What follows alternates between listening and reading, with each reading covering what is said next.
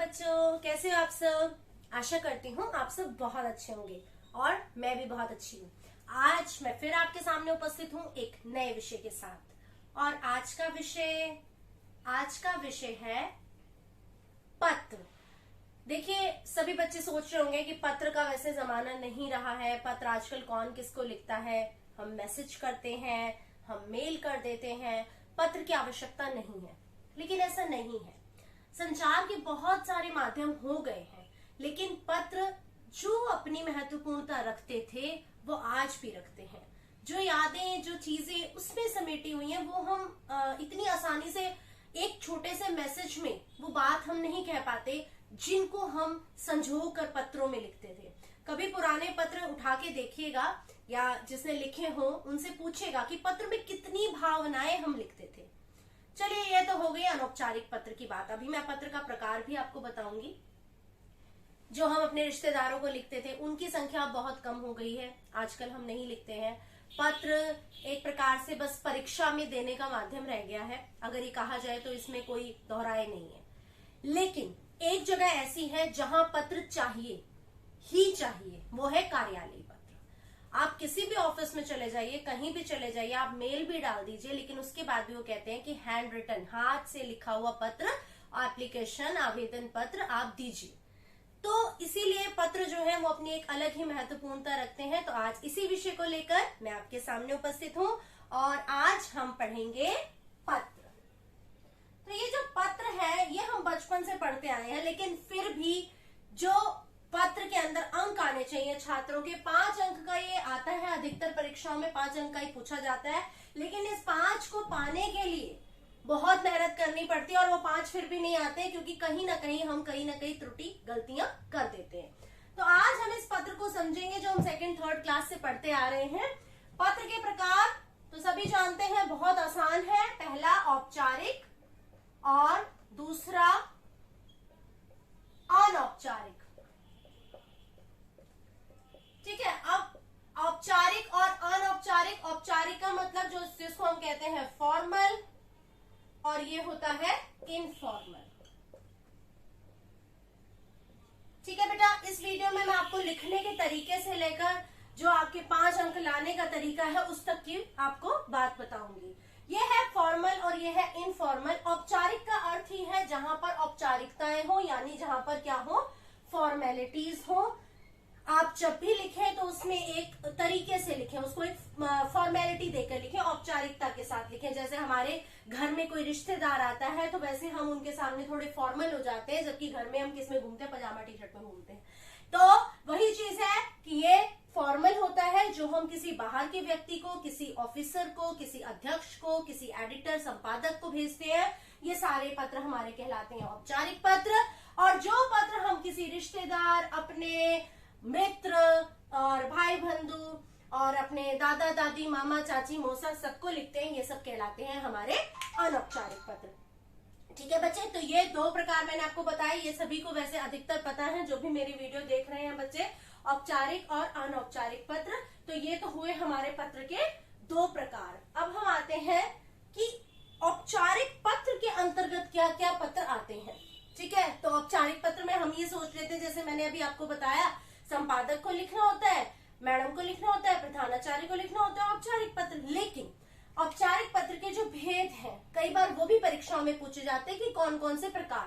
तो पहला जो औपचारिक पत्र का जो पहला प्रकार आता है बेटा, ये आता है आपका, जैसे आप प्रधानाचार्य को पत्र लिख रहे हैं। ठीक है, तो आप क्या कर रहे हैं, प्रार्थना कर रहे हैं। किसी भी चीज की प्रधानाचार्य से प्रार्थना की है, या उनसे हमने कुछ कहा है, छुट्टी के लिए कहा है, फीस भरने के लिए कहा है, या बहुत सारे और भी जो हम प्रार्थनाएं स्कूली, विद्यालयी तौर पे करते हैं, इसे हम प्रार्थना पत्र के अंतर्गत रखते हैं। इसके बाद दूसरा, अधिकतर ये विद्यालय स्तर पे होता है, वैसे प्रार्थना पत्र बाहर भी लिखे जाते हैं, तो लेकिन ये जो है विद्यालय स्तर के जो प्रार्थना पत्र उनकी बात की गई है। दूसरा बच्चे आता है प्रार्थना पत्र के बाद आवेदन पत्र। जब हम कहीं जाते हैं नौकरी के लिए तो हमें एक एप्लीकेशन देनी पड़ती है, एक पत्र लिख कर देना पड़ता है। ये होता है आवेदन पत्र, कि हम अपनी सारी बातें बताएं कि हम किस लिए यहाँ पर हैं और हमें किस पोजीशन पर जाना है। तो ये होते हैं हमारे आवेदन पत्र। तीसरे होते हैं बच्चे शिकायती पत्र, यानी जब हमें अपने इलाके में, अपने एरिया में या अपने आस पड़ोस में या कहीं पे भी किसी प्रकार की कोई शिकायत होती है तो हम शिकायती पत्र लिखते हैं। किसको? उसके अध्यक्ष को, उसके जो सीनियर है वहां पर, उसको हम शिकायती पत्र लिखते हैं जिससे हमारी समस्या का समाधान निकले। चौथे प्रकार के जो पत्र होते हैं, शिकायती पत्र हो गया। चौथे प्रकार के पत्र बेटा होते हैं संपादकीय पत्र। संपादकीय यानी एडिटर को, जो अखबार का संपादक होता है, एडिटर होता है, इसको हम लिखते हैं संपादकीय पत्र। ठीक है। इसके बाद आते हैं बच्चे कार्यालय पत्र, जो ऑफिशियल लेवल पर, जो मैंने अभी आपको स्टार्टिंग में बताया कि कार्यालय में तो पत्र आपको अनिवार्य होता है लिखना, तो ये होते हैं कार्यालय पत्र। और इसके बाद आते हैं व्यावसायिक पत्र, ये बिजनेस आदि में काम आते हैं, बिजनेस में लिखे जाते हैं। तो ये हो गए हमारे किसके? औपचारिक पत्र के प्रकार।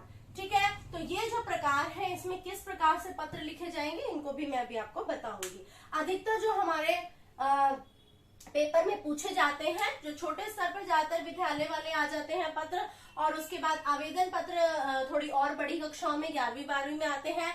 शिकायती पत्र, संपादकीय पत्र, ये अधिकतर हमारे 6ठी 7वीं 8वीं 9वीं 10वीं इनमें ज्यादातर संपादकीय और शिकायती पत्र आते हैं। ये मतलब एक अभी तक का देखा हुआ अधिकतर का पैटर्न है कि इस प्रकार के पत्र, ये जो पत्र है ये 11वीं 12वीं में अधिकतर कार्यालय आवेदन, ये सारा ही जो टॉपिक है ये 12वीं 11वीं की कक्षाओं का है, तो उसमें अधिकतर ये पत्र पूछे जाते हैं। तो आज मैं छोटे ही स्तर के बच्चों के लिए अभी बता रही हूँ, मतलब विद्यालय के लिए जो पत्र है वो तो सभी आप लोगों को आते हैं, तो औपचारिक पत्र ही मैं आज आपको कराऊंगी। अनौपचारिक पत्र इसके बाद अगली वीडियो में आपको समझाया जाएगा। तो औपचारिक पत्र में सबसे पहला जो मैंने विद्यालय स्तर का पत्र लिखा, उसको लिखने का प्रारूप कैसा होता है। तो विद्यालय को अगर हम लिख रहे हैं तो सबसे पहले क्या लिखा जाएगा? प्रधानाचार्य जी। ठीक है। अब जो सेवा में है, जो हम पहले सेवा में लिखते थे, अब इसको अधिकतर हटा दिया गया और कॉमास भी हटा दिए गए हैं। तो नए पैटर्न को समझिए, नए प्रारूप को समझते हैं। तो नया प्रारूप क्या कहता है? प्रधानाचार्य को पत्र अगर हम लिखने की बात करें तो सबसे पहले हम लिखते हैं परीक्षा भवन, क्योंकि हम वहां पर बैठ के परीक्षा दे रहे हैं तो परीक्षा भवन लिखेंगे। अगर आप दिल्ली में हैं तो आप नई दिल्ली लिखेंगे। ठीक है, नई दिल्ली आपने लिखा। इसके बाद आपने यहाँ पर एक लाइन छोड़ के, आपने जैसे पहले हम सेवा में लिखते थे, अब हम सेवा में नहीं लिखेंगे, प्रधानाचार्य महोदय। ठीक है बेटा, प्रधानाचार्य महोदय। यहाँ आप अपने जो विद्यालय का जो भी आपका नाम है उसका नाम देंगे। आपका जो विद्यालय है आप विद्यालय का नाम दें। इसके बाद फिर आप नई दिल्ली लिखेंगे, फिर आप पिन कोड लिखेंगे वहां का, जैसे जो भी आपका जो पिन कोड होगा वो आप लिखेंगे। ठीक है। अब आपने इतना लिख लिया, आप देख रहे हैं कि आपने इस प्रकार से पंक्तियां लिखी, फिर आप एक लाइन छोड़ेंगे। ये बच्चे बड़े कंफ्यूज होते हैं, मैम कौन सी लाइन, तो मैं आपको बता देती हूँ। एड्रेस के बाद आपने एक लाइन छोड़नी है, फिर आपने लिखनी है बेटा दिनांक। हिंदी में हम दिनांक शब्द पूरा लिखते हैं। दिनांक लिखने के बाद दिनांक किस प्रकार लिखी जाती है, क्योंकि इसके भी अंक कटते हैं बच्चे ना, ऐसे दिनांक लिखते हैं। जैसे आज के दिनांक अगर 1 है, 1 अगस्त, तो बच्चे ऐसे लिखते हैं। तो ये दिनांक के अंक कटेंगे आपके। आपको दिनांक कैसे लिखनी है? आपको दिनांक बेटा पूरी लिखनी है। ठीक है। और इसके आगे आप क्रॉस क्रॉस लगा सकते हैं। तो ये आपने दिनांक लिख दी। दिनांक लिखने के बाद फिर आप एक पंक्ति छोड़ेंगे। ठीक है। अब आपने क्या देना है यहाँ पर, क्योंकि जब भी हम औपचारिक पत्र लिखते हैं, मैं आपको औपचारिक ही बता रही हूँ और फॉर्मेट ही बता रही हूँ ताकि आपको पेपर में उसकी मदद मिल सके। इसमें हमारी जरूरी चीजें क्या है? विषय जरूर होना चाहिए, दिनांक जरूर होनी चाहिए। ठीक है। जिसको हम लिख रहे हैं उसका पूरा एड्रेस होना चाहिए। हम जहां से भेज रहे हैं हमारा परीक्षा भवन भी लिखा होना चाहिए। अगर कोई एड्रेस दिया हो तो वो भी लिख सकते हैं। ठीक है। अब आपने यहाँ पे विषय लिखा। विषय आपका संक्षिप्त, सरल और समझ आने वाला होना चाहिए। ठीक है। तो आप एक ही पंक्ति में अपने विषय को लिख सकते हैं। जैसे छुट्टी चाहिए तो अवकाश हेतु पत्र, आपको अपनी फीस माफी के लिए पत्र, आपको किसी प्रतियोगिता में भाग लेना है तो प्रतियोगिता में भाग लेने हेतु पत्र, आपको 11th में साइंस में एडमिशन लेना है तो प्रधानाचार्य को कहना पड़ेगा भाई मेरे अंक अगर थोड़े से कम आ गए तो मुझे लेकिन एडमिशन दे दो। तो 11वीं में विज्ञान विषय लेने हेतु पत्र, इसमें आप हेतु शब्द लगाएं। क्या लगाएंगे? हेतु। मतलब पत्र लिखने के लिए किस कारण से आप लिख रहे हैं उसको हम हेतु कहते हैं। तो इस हेतु पत्र। ठीक है। तो आपका ये हो गया स्टार्टिंग सभी को समझ आ गई है कि ये मेरा फॉर्मेट है, ये ऐसे में स्टार्ट करेंगे हम लोग। इसके बाद हम क्या करते हैं बच्चे, जब हमने विषय दे दिया तो विषय के बाद हम क्या लिखेंगे, हम कुछ ऐसे शब्द हैं जो मैं आपको इस वीडियो में बता रही हूँ, आपको वैसे ही शब्दों का प्रयोग ही करना है, क्योंकि अगर हम मैम लिख देते हैं यहाँ पर या सर लिख देते हैं तो ये हिंदी का नहीं है, हिंदी के शब्दों में इसका प्रयोग मान्य नहीं है, और खास तौर पे पत्रों में, क्योंकि औपचारिक पत्र वो होता है जो किसी को आप फॉर्मेलिटी के लिए दे रहे हो, औपचारिकता दिखा रहे हैं, उसमें अगर आप इस प्रकार के शब्द प्रयोग करेंगे तो आपके अंक कट जाएंगे। तो हम क्या शब्द प्रयोग करेंगे, हम करेंगे मान्यवर या महोदय। ठीक है, अगर स्त्री प्रधानाचार्य जी हैं तो आप महोदया लिखें, अन्यथा आप महोदय लिखें। ठीक है, आप यहाँ महोदय लिखेंगे, यहाँ पर आप शुरू कर देंगे, इस लाइन को पूरा छोड़ देंगे, बाकी कोई आपने पंक्ति नहीं छोड़ी है, तो महोदया सविनय निवेदन, क्योंकि हम वो स्कूल के छात्र हैं तो हम क्या लिखेंगे, सविनय निवेदन यह है कि मैं कक्षा 10वीं का, जो भी आपकी क्लास हो, जिस भी आप कक्षा में पढ़ रहे हैं, कक्षा 10वीं ब स जो भी है, उसका छात्र या छात्रा हूं। ठीक है, और उसके बाद फिर आप अपना कारण लिखेंगे, मेरे को क्या प्रॉब्लम है या मेरे को किस विषय में आप पत्र लिख रहे हैं वो लिखेंगे। उसके बाद ये आपने 2-3 लाइन इसकी कर दी।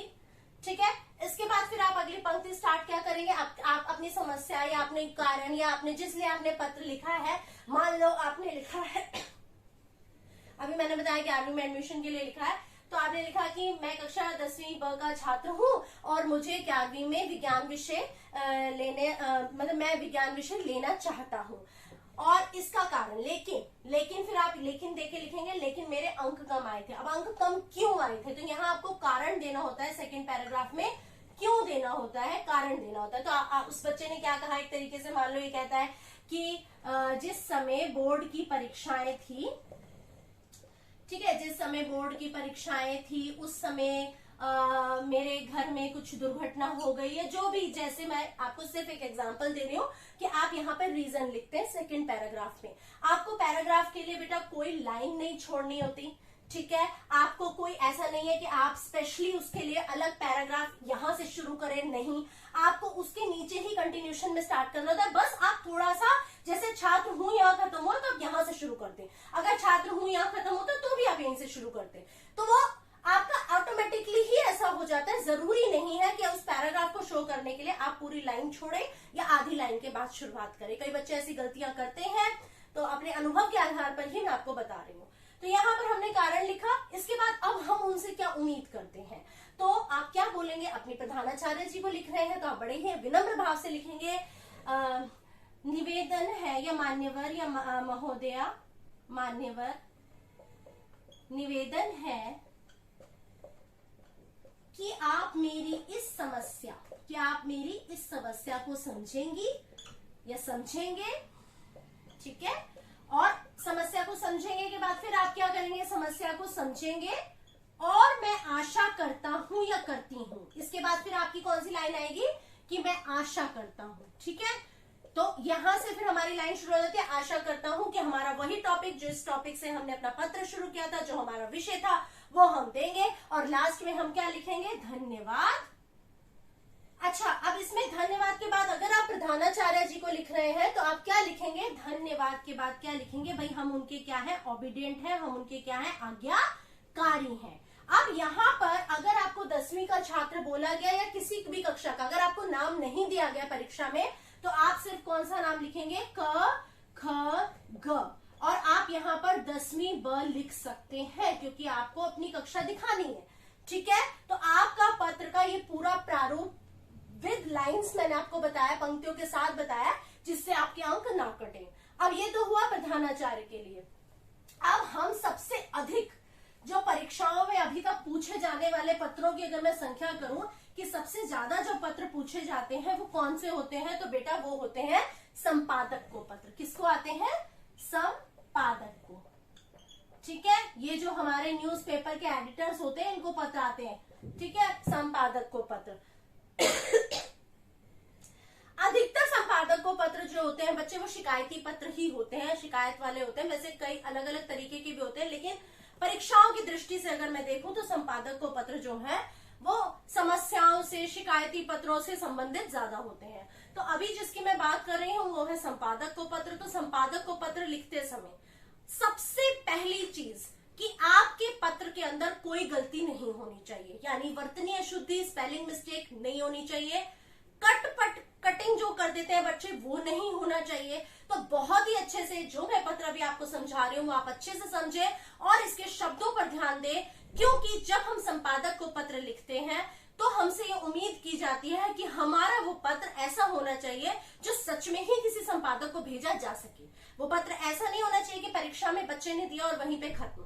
तो वो पत्र लिखने का तरीका है, उसको मैं आपको बताती हूँ। और दूसरी चीज, संपादक कभी भी आपके इलाके में आके सफाई नहीं करवाएगा। संपादक कभी भी आपकी पानी की पूर्ति पूरी नहीं करेगा, बिजली की आपूर्ति पूरी नहीं करेगा। तो संपादक को पत्र क्यों लिखा जाता है? उस पत्र को इसलिए लिखा जाता है ताकि लोग उसे पढ़ें और जागरूक हो। तो हमें अपने पत्र में कभी भी इस लाइन को नहीं लिखना चाहिए कि आशा करता हूं कि आप मेरी समस्या का हल करेंगे, या आशा करता हूं आप हमारे इलाके में सफाई कराएंगे। संपादक, एडिटर आके थोड़ी सफाई कराएगा। तो इसी चीज को मैं अपने पत्र के माध्यम से आपको समझा रही हूँ और आशा करती हूँ कि आप ध्यान से सुन पा रहे होंगे। तो सबसे पहले वही, जैसे मैंने अभी प्रधानाचार्य को बताया था, पहले हमारा आएगा परीक्षा भवन। ठीक है, परीक्षा भवन आया। परीक्षा भवन के बाद आप लिखेंगे नई दिल्ली। यहाँ पे नई दिल्ली आपने लिखा। नई दिल्ली के बाद फिर आप एक पंक्ति छोड़ देंगे। यहाँ पर फिर आप किसको लिख रहे हैं भाई पत्र? संपादक महोदय। तो यहाँ पर आप लिखेंगे संपादक महोदय, क्योंकि अधिकतर क्या होता है, हम इस चीज को ना सिर्फ परीक्षाओं के लिए प्रयोग करते हैं। हमारा पत्र तो कहीं हम भेजे तो यहीं से शुरू होगा, संपादक महोदय। संपादक महोदय, अब किसी न्यूज़पेपर का आपको नाम देना है तो मैंने, मान लीजिए मैं नवभारत टाइम्स दे देती हूँ, नवभारत टाइम्स। अब ये जो इसका ऑफिस है ये बहादुर शाह जफर मार्ग पर है, तो मैं वही लिखूंगी। वैसे आप, ऐसा कोई कंपल्शन नहीं है, आप कुछ भी लिख सकते हैं। यहाँ पर एड्रेस के लिए कोई बाउंडेशन नहीं है, कोई ये नहीं है कि आप ये लिखेंगे तभी आपको अंक मिलेंगे।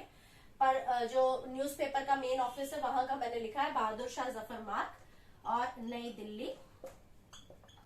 और आप पिन कोड चाहे तो इसी के आगे लिख दें, नहीं तो आप नीचे भी लिख सकते हैं। ठीक है, ये हमारा हो गया पूरा जो स्टार्टिंग है। इसके बाद हमने वही एक लाइन छोड़ी। इसके बाद हमने लिखा अपना दिनांक। बहुत ही आराम से शब्दों के अनुसार मैं आपको एक एक चीज समझा रही हूँ और उम्मीद करती हूँ कि आप समझ पा रहे हैं। इसके बाद मैंने 1 अगस्त लिखा और 2022। इसके बाद फिर मैंने अपनी एक पंक्ति को छोड़ दिया। तो ये आपने देखा कि शुरुआत कैसे हुई है। सभी बच्चे इसी प्रकार अगर करें तो बहुत अच्छे से आपको पूरे 5 अंक भी मिल सकते हैं। ऐसा नहीं है कि पत्र में आपको अंक नहीं मिलते। तो यहाँ मैंने ये दिखाया आपको कि पूरा पत्र की स्टार्टिंग कैसे हुई है, विषय तक हमारा आ गया, अब एड्रेस तक आ गया, दिनांक तक आ गया। दिनांक के बाद फिर हमारा आ जाता है, दिनांक के बाद अगली लाइन जो आएगी ये आएगी आपकी विषय।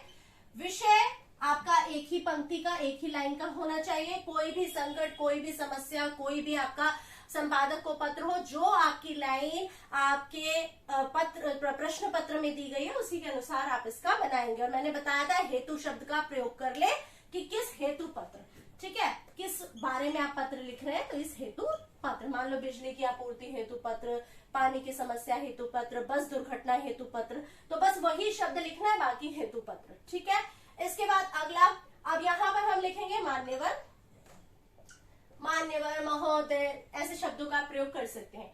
मान्यवर, अब यहाँ पर हम ना थोड़ा सा फर्क कर देंगे। हम सभी ने निवेदन नहीं लिखेंगे, हम थोड़ा सा उसको अलग भाषा में लिखेंगे। कैसे लिखेंगे? निवेदन तो चलो हम कर देते हैं, वैसे ये जरूरी नहीं है। अगर आपको शिकायती पत्र देना होता है, आप निवेदन नहीं भी लिखेंगे तो कोई फर्क नहीं पड़ता। निवेदन है कि मैं आपके समाचार पत्र का दैनिक पाठक हूं। दैनिक या नियमित, नियमित आप लिख लें। मैं आपके समाचार पत्र का नियमित पाठक हूं, मतलब मैं आपके समाचार पत्र को नियमित रोज पढ़ता हूं, नियमित पाठक हूं। और यह पूर्ण विराम लगा दें। आज इस पत्र के माध्यम से बिल्कुल यही पंक्तियां आप शुरुआत करेंगे, आपका पत्र बहुत ही अच्छा होने वाला है और आपको अंक भी मिलेंगे। निवेदन है कि मैं आपके समाचार पत्र का नियमित पाठक हूं। आज इस पत्र के माध्यम से मैं आपका ध्यान अब जो भी आपकी समस्या थी या जो भी थी या जो भी आप चाहते हैं वो आप लिखें, इस ओर आकृष्ट करना चाहता हूं।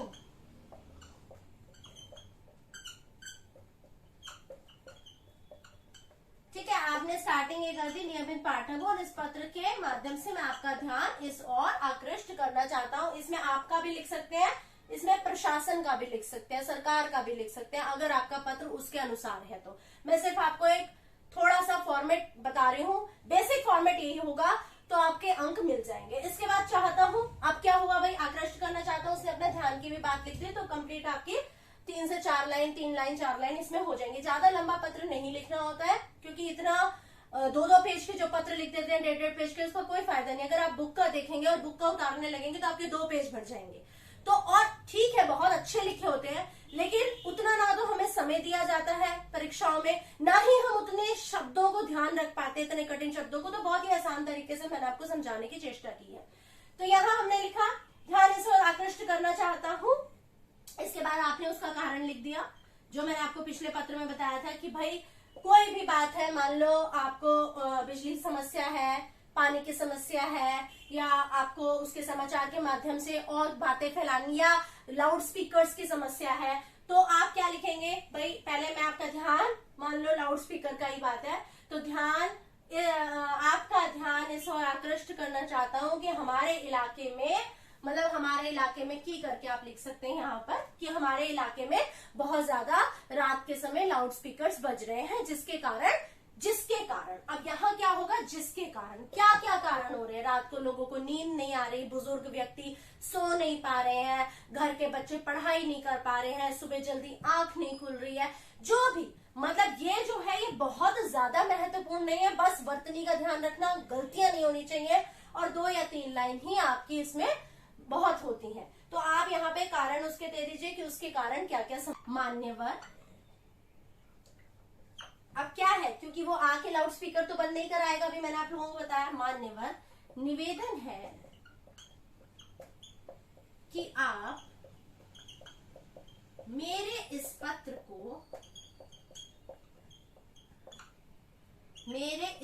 को अपने समाचार पत्र में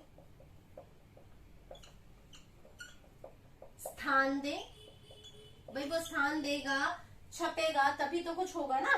तो मेरे इस समाचार पत्र, अपने समाचार पत्र में स्थान दे, जिससे, मेरा मार्कर खत्म हो गया है स्लो चल रहा है थोड़ा सा, जिससे क्या होगा भाई, अब जिससे क्या होगा, अगर वो समाचार पत्र छपेगा तो क्या होगा, जिससे प्रशासन की नींद, अगर प्रशासन के बारे में है, सरकार के बारे में है, जो सरकार कर सकते हैं, बिजली विभाग के बारे में, तो आप वो लिखते हैं, प्रशासन की नींद खुल सके और हमें इस समस्या से निदान मिल सके। देखिए, अगर आप इसी प्रकार के शब्दों का प्रयोग करते हैं तो आपके बिल्कुल ही अंक पूरे आएंगे। प्रशासन की नींद खुल सके और हमें समस्या से निदान मिल सके। तो हमने क्या किया, कारण लिखा, ऊपर की पंक्तियां मैंने आपको बता दी, और यहाँ से हमने इसको इस तरीके से खत्म किया, इस समस्या से निदान मिल सके। आशा करता हूँ कि आप मेरी इस समस्या को समझेंगे और ध्यान देंगे, अगर आपको उसको लंबा करना है तो, अन्यथा आप इतना भी लिखेंगे तो भी ठीक है। इसके बाद आप फिर अंत किस प्रकार करेंगे, धन्यवाद।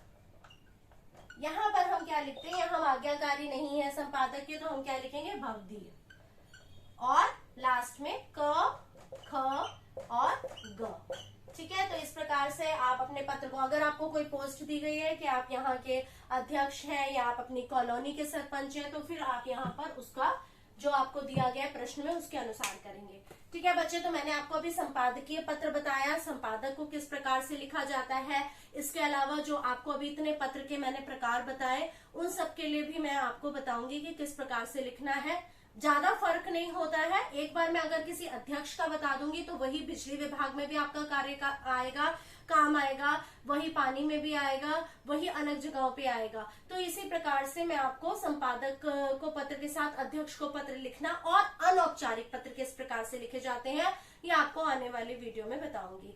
धन्यवाद। आशा करती हूँ कि आपको पत्र में अब पूरे नंबर मिले और सभी बच्चों को बहुत बहुत धन्यवाद। नमस्कार।